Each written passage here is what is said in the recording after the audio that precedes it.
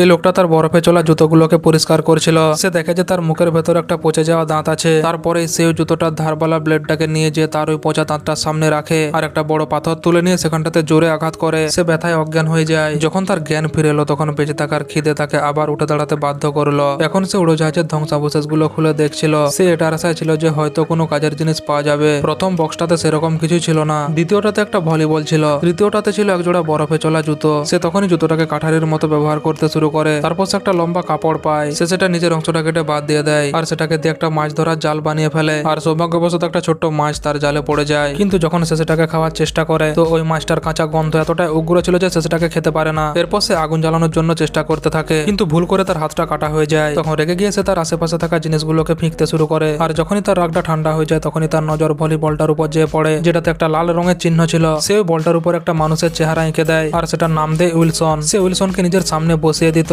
আর তারপর আগুন জ্বালানোর চেষ্টায় লেগে পড়তো। হয়তো এখন সে এতটাই একা হয়ে পড়েছিল যে সে উইলসনের সাথে কথা বলতো। শেষমেশ তার কঠোর পরিশ্রমটা সফল হয়। কাঠটা থেকে ধোঁয়া উঠতে শুরু করে আর যখন সে ফু দেয় তখন আগুনটা জ্বলে ওঠে। সে রাতে সে সমুদ্রের পাড়ে আগুন জ্বালায় আর কাঁকড়া পুড়িয়ে খায়। এখন তার কাছে তার একজন বন্ধু ছিল, যদিও সে কথা বলতে পারে না। 4 বছর পেরিয়ে যায়। এখন এই লোকটা পুরোপুরি ভাবে বদলে গেছিল। সে এতটাই দক্ষ হয়ে গেছিল যে শুধুমাত্র একটা গাছের ডাল দিয়ে সে বড় বড় মাছগুলোকে ধরে নিতে পারতো। তারপর সে একদিন সমুদ্রের মধ্যে ভেসে আসা একটা লোহার টিন দেখতে পায়। সেটাকে দেখার পরে তার মাথায় একটা বুদ্ধি আসে। এখন সে গাছ কাটতে শুরু করে দেয়, শুকনো ডালগুলো জড়ো করে আর গাছের ছালগুলো দিয়ে দড়ি তৈরি করে। এমনকি পুরোনো কেসেটটাকে ভেঙে রিলটাকে দড়ির কাজে লাগিয়ে দেয়। কিন্তু তারপরও দড়িটা কম পড়ছিল। তাই সে উইলসনের দিকে তাকায় যেন সে তার পুরোনো বন্ধুর সাথে কথা কাটাকাটি করছে। শেষমেশ সে পাহাড়ের চূড়ার উপর উঠে যায়। সেখান থেকে দড়িটাকে খুলে নেয়, যেখানটাতে সে কোনোদিন আত্মহত্যা করার কথা ভেবে রেখেছিল। যাওয়ার আগে সে উইলসনকে ভালোভাবে সাজিয়ে নেয়, পাথরের দেওয়ালটাতে ছেড়ে যাওয়ার কথাগুলো লিখে দেয় আর তারপর উইলসনকে নৌকার সামনে বসিয়ে দেয়। সে ওই একমাত্র পার্সেলটাকে তার সাথে নিয়ে এসেছে, যেটাকে সে আজ পর্যন্ত এখনো খুলেনি।